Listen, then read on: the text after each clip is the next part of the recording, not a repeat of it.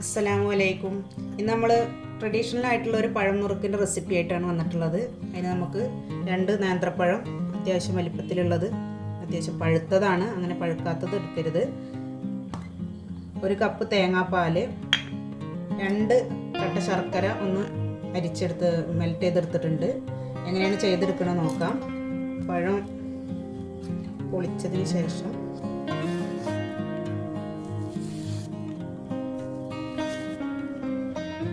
നമുക്ക് ഈ ഒരു രീതിക്ക് കട്ട് ചെയ്തെടുക്കാം. വല്ലാണ്ട് തിന്നായി പോവുകയും ചെയ്യരുത്, നല്ല കനത്തിലും ആവരുത്. ഈ ഒരു വലുപ്പത്തിൽ നമുക്കിതൊന്ന് 2 പഴം ഒന്ന് കട്ട് ചെയ്തെടുക്കാം. നമ്മൾ 2 പഴം ഇതേപോലെ അരിഞ്ഞെടുത്തിട്ടുണ്ട്. നമുക്കിത് എങ്ങനെയാണ് ചെയ്തെടുക്കണമെന്ന് നോക്കാം. ഒരു പാൻ അടുപ്പത്ത് വെച്ചിട്ടുണ്ട്. ചൂടായി വരുമ്പോൾ നമുക്കൊരു ടേബിൾ സ്പൂൺ നെയ്യ് ഒഴിച്ചു കൊടുക്കാം.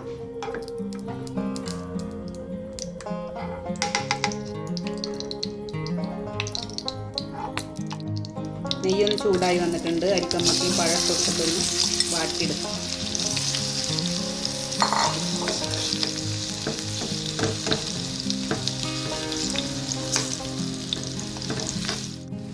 ഫ്ലെയിം ഒരു മീഡിയം ഫ്ലെയിം വെച്ചാൽ മതി, ഒരുപാട് കൂടി പോകരുത്, പെട്ടെന്ന് പഴം കരിഞ്ഞു പോവും.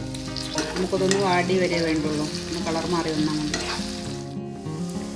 പഴം നെയ്യിലൊന്ന് വാടി വന്നിട്ടുണ്ട്. അതിലേക്ക് നമുക്ക് ശർക്കര, ഉരുക്കി വെച്ച ശർക്കര ഒഴിച്ചു കൊടുക്കാം.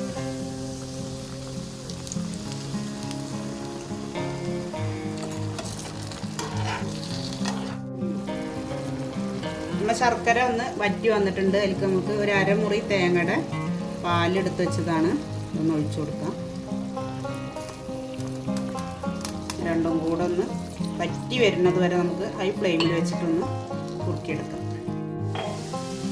ശർക്കരയും പാലും ഒക്കെ നന്നായിട്ട് ഇതിൽ വറ്റി വന്നിട്ടുണ്ട്. നമുക്കിതിലേക്കൊരു 1/4 ടീസ്പൂൺ ഏലക്കാപ്പൊടി ചേർത്ത് കൊടുക്കാം.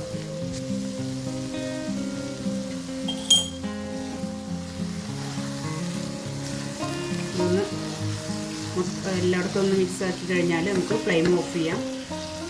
നമ്മുടെ പഴം നുറുക്ക് റെഡി ആയിട്ടുണ്ട്.